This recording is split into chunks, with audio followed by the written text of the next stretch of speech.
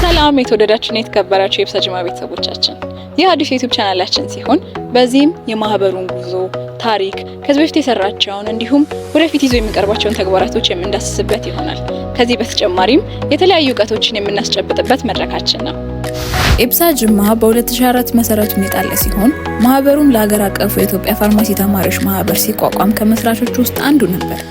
በመቀጠልም ለረጅም ጊዜ አገልግሎቱን ከቀጠለ በኋላ ነሐሴ 3 2014 ዓ.ም ላይ በኢትዮጵያ ፋርማሲስቶች ማህበር ማለትም ኢፒኤ አጋዥነት እንደ አዲስ ተመስርቶ ወደ ስራ ተመልሷል።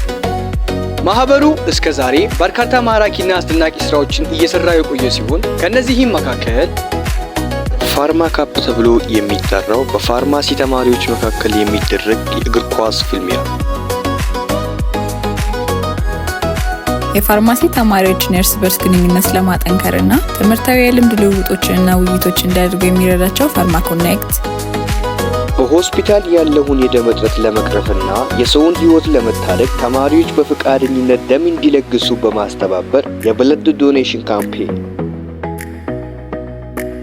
እነዚህና ሌሎች ተግባራትን ሲያከናውን የቆየ ሲሆን በ2023-24 የስራ ዘመን ባከናወናቸው በርካታ ስራዎች በሀገራችን ካሉ የተለያዩ የኢብሳ ብራንቾች መካከል ምርጡ በመባል ቤስት ሪጂናል አዋርድን ተሸልሟል። ይህንን ጉዞ ለማስቀጠል ኢብሳ ጅማ ብራንች ይህንን አዲስ ዩቲዩብ ቻናል ይዞ ከች ብሏል።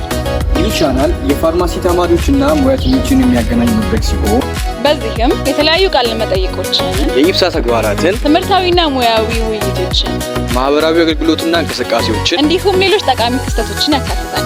ቻናላችንን ሰብስክራይብ፣ ላይክ፣ ሼር በማድረግ ቤተሰብ ይሁኑ። ዕውቀትና ተሞክሮን አብረን እንካፈል።